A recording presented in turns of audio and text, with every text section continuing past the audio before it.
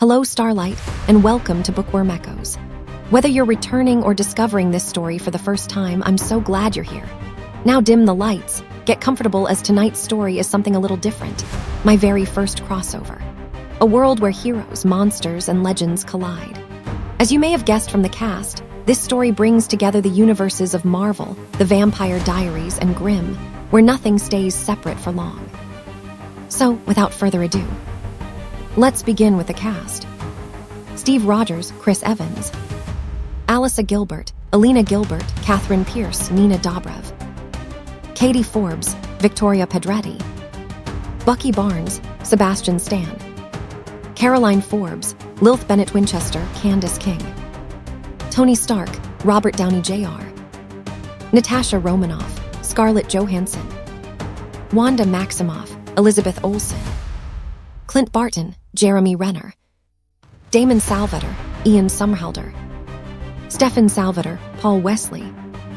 Bonnie Bennett, Kat Graham. Matt Donovan, Zach Roerig. Tyler Lockwood, Michael Trevino.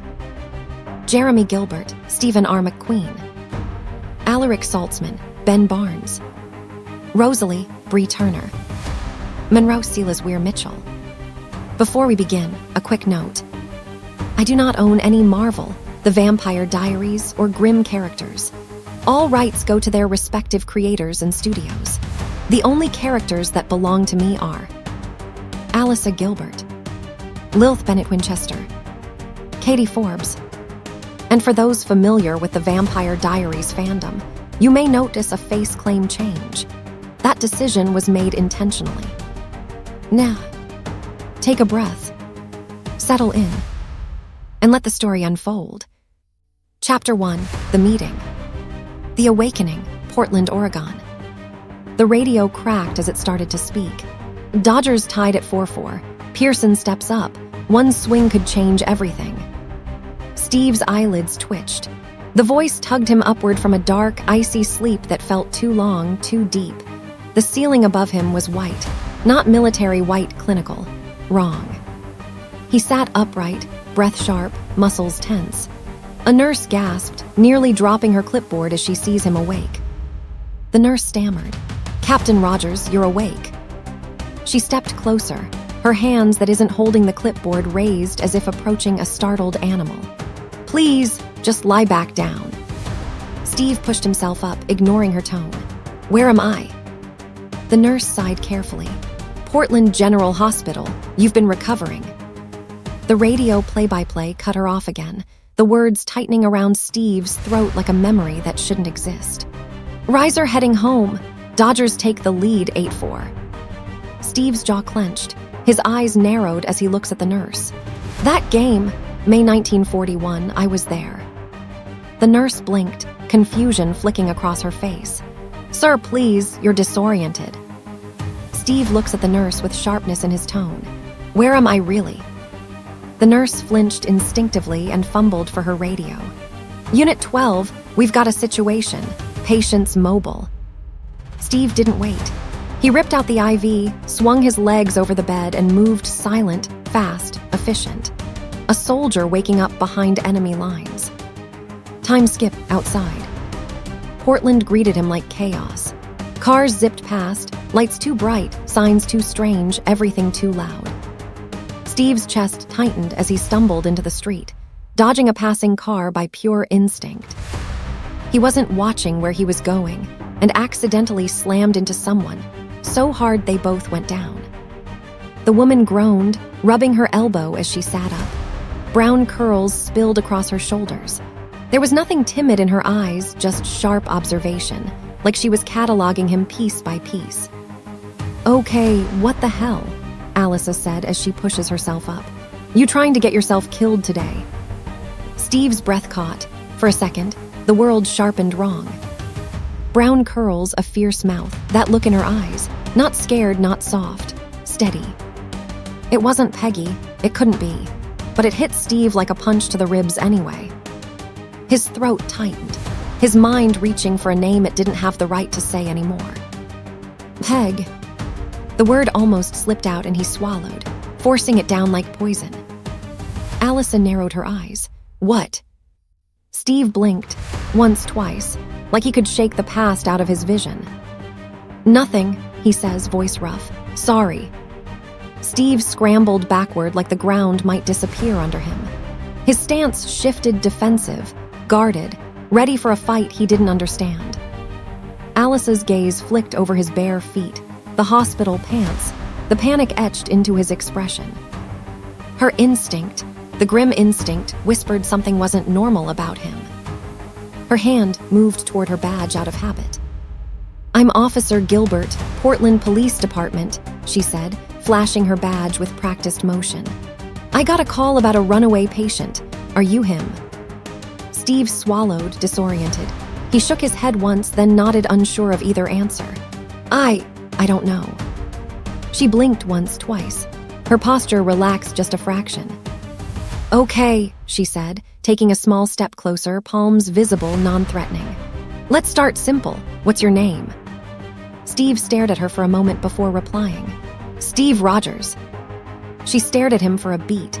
Her expression didn't change, no spark of recognition, no awe, nothing that suggested she knew who he was, just practicality. "All right, Steve Rogers," Alisa said, hands settling on her hips. "Do you know what year it is?" His silence answered her. Her jaw tensed, sympathy softened her eyes. "Yeah, you're definitely coming back with me," she said.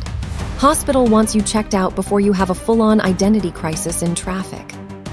Steve stared at the world around him, cars faster than tanks, people talking into glowing rectangles, advertisements too strange to comprehend.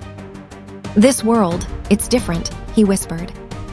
Alisa huffed a humorless laugh. "Buddy, it's Portland," she said, shrugging as she extended her hand to him. "It's always different." He hesitated, then took her hand. "Time skip New York."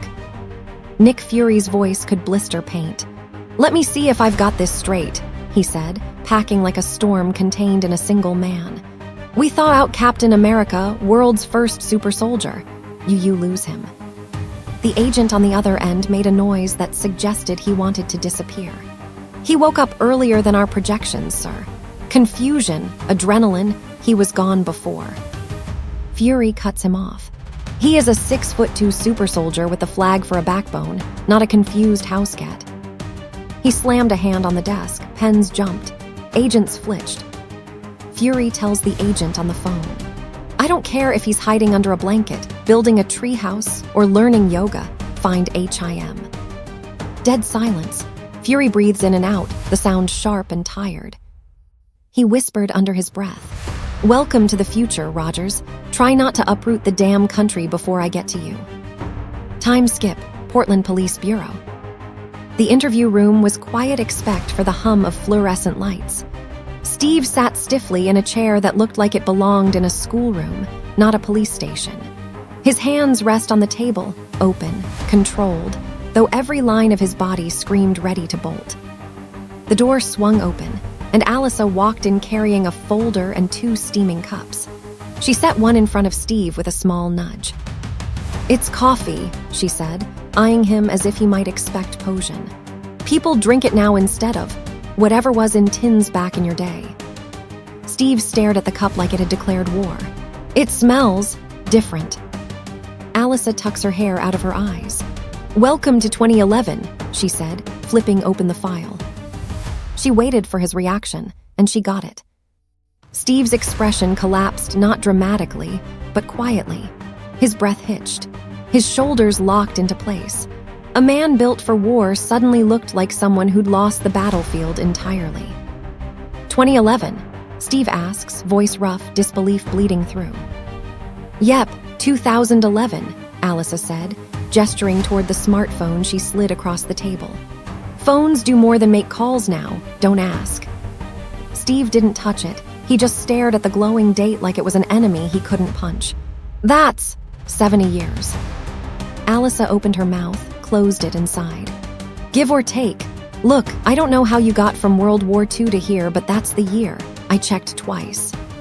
Before Steve could respond, the door opened again. Captain Sean Renard entered first, calm and composed. His suit crisp enough to cut paper. Detective Hank Griffin followed, holding a notebook and giving off the air of someone who wasn't sure if this was a missing persons case or a bad joke. To Steve, they looked like law enforcement. To Alisa, only one of them felt human. Her grim senses pricked the second Renard, stepped inside dark, but royal energy brushing against her skin, making her muscles tighten on instinct. She schooled her face into neutrality. "Mr. Rogers," Renard said as he clasped his hands behind his back. "I'm Captain Sean Renard. This is Detective Hank Griffin." Steve stood automatically, military habit older than most of the room's furniture, then awkwardly sat again when no one else moved. "Captain." Renard's eyes lingered just a heartbeat too long, observing, measuring, something cold flickering behind them. Alisa felt it like a pressure behind her eyes. She didn't look away. "We hear you're a little confused about how you got here.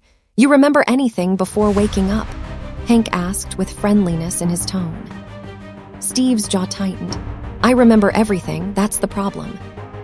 Renard's lips twitched, not quite a smile. "Then perhaps you can explain why you're convinced you should still be in 1945. Steve opened his mouth, but his words failed him. His hands curled slightly on the table as he thought about the promise he gave Peggy. Alisa leaned forward, her voice steady, protective without being obvious. "He didn't say he thinks that," she said, eyes flicking between Renard and Hank. "He said he knows it." Renard turned his attention to her. His gaze wasn't hostile, just ancient, aware, dangerous. Alisa met it without blinking. "Grimm and Zauberbiest, oil and fire. Officer Gilbert, I want you to remain primary on this case. You seem to have insight," Renard tells her. Alisa stiffened. That wasn't a compliment, it was a test. Steve glanced between them, sensing tension but completely missing why. He leaned toward Alisa. "Is he like you?" Alisa snorted before she could stop herself. "Oh, trust me," she said, eyes locked on Renard. "He's nothing like me." Renard's mouth curled into the smallest, sharpest smile. Hank suddenly wished he'd gotten coffee first. Chapter 2, A House Haunted by the Living. Time skip, later that night. After arriving to Alisa's house, Steve stood in the doorway like a man afraid to step into someone else's life. Alisa flicked on the hallway light, the soft glow stretching across framed photographs, scuffed baseboards, and a house that felt lived in but not crowded. Not anymore. She moved past him, dropping her keys into a ceramic bowl near the stairs. "Guest rooms this way," she said, starting down the hall without looking back. "You're not sleeping on a couch. You look like your spine would split it in half."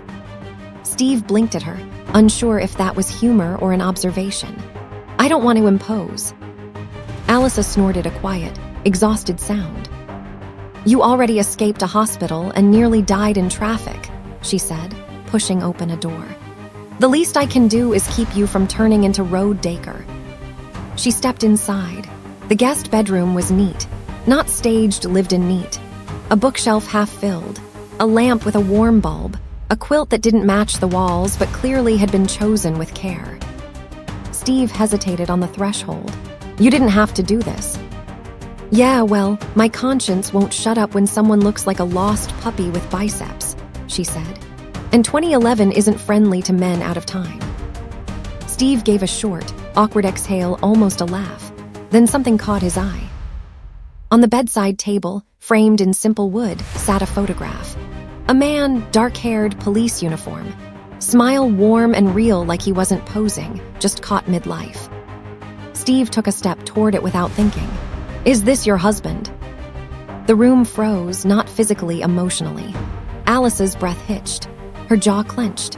Something behind her eyes flickered, grief, anger, memory, all sharpened into one knife-shaped truth. His name was Nick Burkhart, Alisa told him with a voice low and controlled. Steve watched her, the way she stayed still, like moving might shatter her. "He looks like someone who protected people." Alice's gaze dropped to the floor. When she spoke again, her voice wasn't brittle, it was reverent. "He did, more than most. He died 3 years ago, saving someone." The words were simple, but they were not simple to say. Steve's shoulders softened. He knew what it meant to bury someone you'd die for. I'm sorry, I didn't mean to. Alisa cuts in, shaking her head. You didn't, it's okay. A pause, not uncomfortable, honest. Steve looked at the picture again. He didn't know about the Wesson claws that tore into flesh, the darkness beneath Portland, the grim world that lived alongside the human one. He didn't know Nick hadn't died from a random act of heroism, but Alisa did, and her voice slipped just once. He saved me too, just not enough to stay. Silence wrapped around them. Steve didn't touch her or the photo. He understood the battle wounds that didn't bleed. She cleared her throat, stepping back into the hallway. Fresh towels in the bathroom. Door doesn't lock, house is old. If you need anything, don't wander. I like knowing where the people in my house are. Steve nodded once. I'll stay out of the way. Alisa paused, half-turned hand braced on the doorframe. For a moment, her eyes met his, guarded, tired but present. You're not in the way. Then she disappeared down the hall, leaving Steve alone with the quiet hum of a stranger's home, and the photograph of a man whose shadow still lived here. Steve sat on the edge of the bed, staring at the picture, whispering words no one heard. You were lucky to have her. He didn't understand yet. Nick Burkhart was a Grimm. And now, so is Alisa, and she had just brought another kind of monster, a super soldier displaced by time, into her world. Chapter 3, next morning. Time skip, next morning.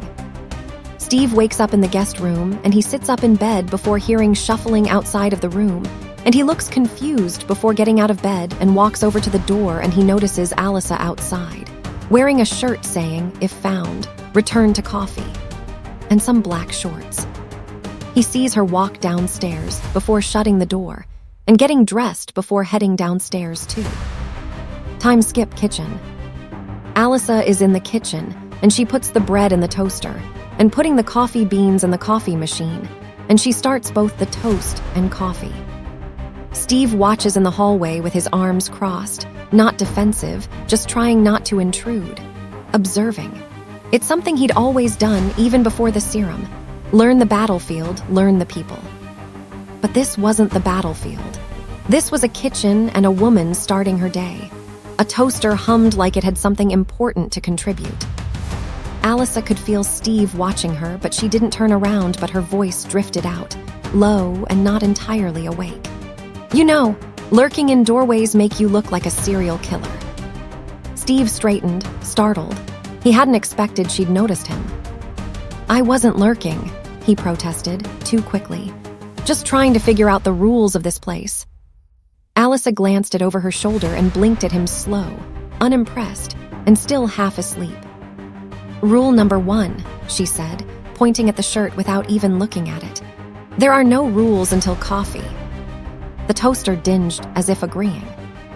Steve nodded, understood. After a while, Alisa smirked, finally awake enough to find him interesting. Good. Now sit down before you start standing like you're preparing for inspection.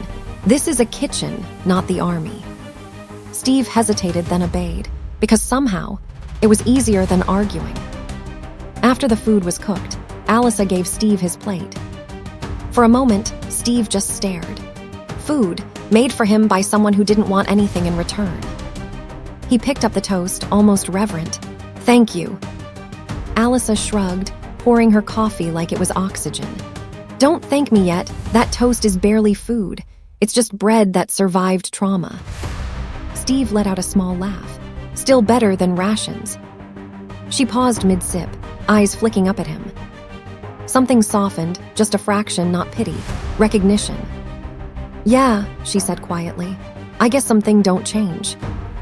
They ate in silence at first, but Alisa spoke up, and they started to talk about different things, learning about each other, but Alisa held back on what she is because she didn't know how to tell him. Alisa looks at him as he eats, and halfway through his second slice, she raised her mug slowly, eyes never leaving. You eat, she said, like the toast personally insulted your honor. Steve paused mid-chew, startled. He swallowed carefully as though he had to make sure he wasn't doing that wrong too.